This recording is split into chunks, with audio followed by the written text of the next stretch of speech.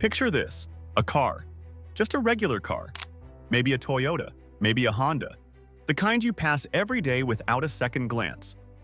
Now imagine it's hurtling through space, not at 60 miles per hour, not at 1,000, not even at 1,000,000, at the speed of light, 299 million meters per second, and it's aimed directly at Earth.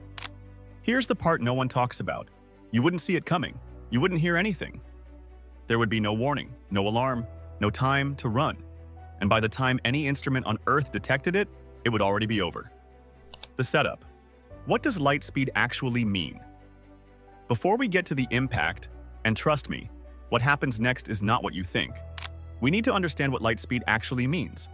Because most people hear speed of light and think fast. Very fast. Like a jet, but faster. No. Light travels at 186,000 miles per second. In one single second, light could circle the entire Earth 7.5 times. A car traveling at that speed could cross the continental United States in about 0.016 milliseconds. That's not fast. That's a different category of existence. Now here's where physics gets disturbing. Einstein figured out something that still breaks people's brains over a century later. Nothing with mass, nothing physical, can actually reach the speed of light. As an object accelerates toward it, it requires more and more energy. Infinite energy to reach infinite speed.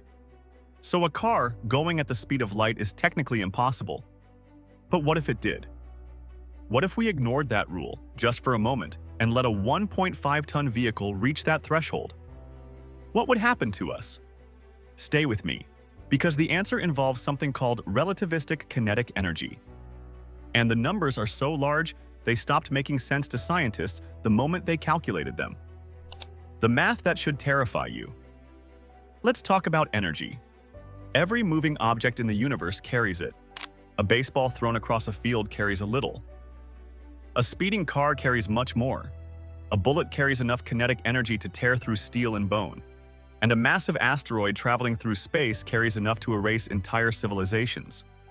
The asteroid that wiped out the dinosaurs released more destructive energy than billions of nuclear bombs combined, permanently changing life on Earth forever. Now here's where physics becomes terrifying. Kinetic energy doesn't increase normally with speed. It increases exponentially. Double an object's velocity, and its energy becomes 4 times greater. Triple the speed, and the energy multiplies by 9. The faster something moves, the more violently reality reacts to it. At speeds close to light, the numbers stop making sense to the human brain.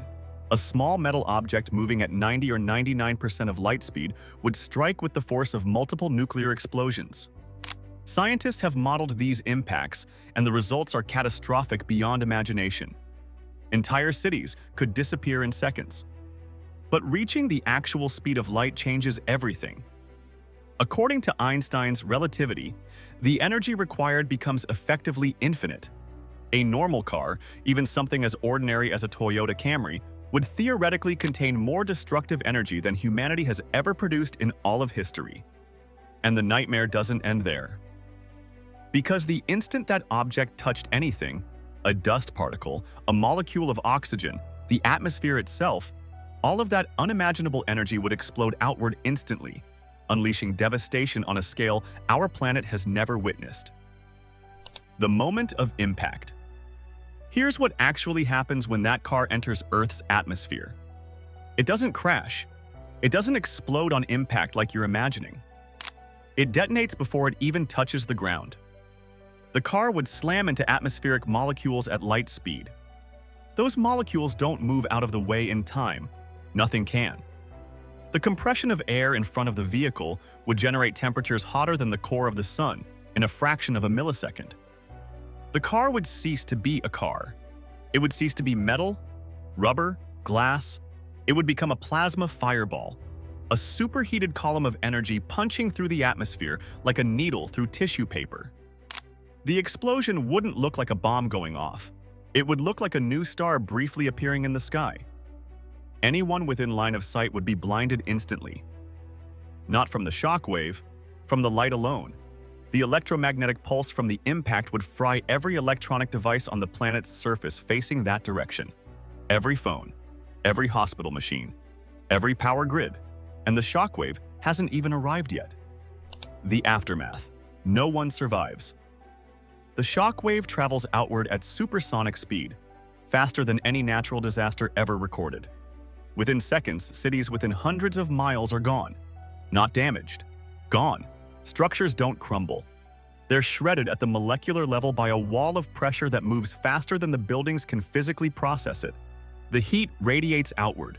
Forests ignite. Oceans near the impact site begin to vaporize. A column of steam and debris rises into the upper atmosphere. Not a mushroom cloud, something far larger, something that blocks sunlight. But here's the part that haunts scientists most.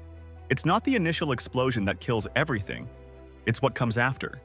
The debris thrown into the atmosphere blocks solar radiation. Temperatures plummet globally within weeks. Crops fail. Within months, every food chain on Earth begins collapsing simultaneously. Sound familiar? It's almost identical to what happened 66 million years ago when a 6-mile asteroid ended the Cretaceous period. Except that asteroid was incomparably larger than a car. A single vehicle, a car you could park in your driveway, moving at the speed of light carries enough energy to trigger the same category of extinction event.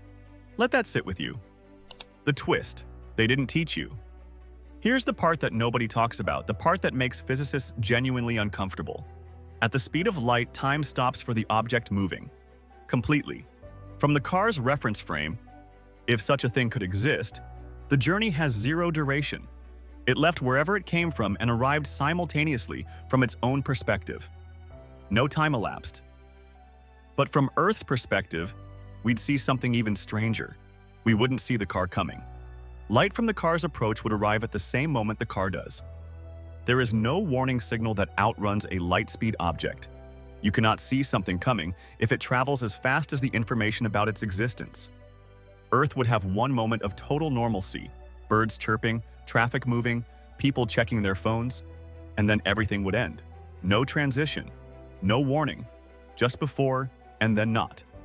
This is the part that genuinely disturbs physicists. Not the explosion, the silence before it. The complete impossibility of knowing, of preparing, of surviving. Nature, it turns out, has one perfect weapon, and it's already out there, in the form of particles called ultra-high energy cosmic rays, which approach these speeds and do, in small ways, hit our atmosphere every single day. We've been getting grazed for billions of years. We just didn't notice. So next time you're stuck in traffic watching cars inch forward at 40 miles per hour, remember this. The universe runs on a set of rules so extreme that a single Toyota Camry, given enough velocity, could end all life on this planet.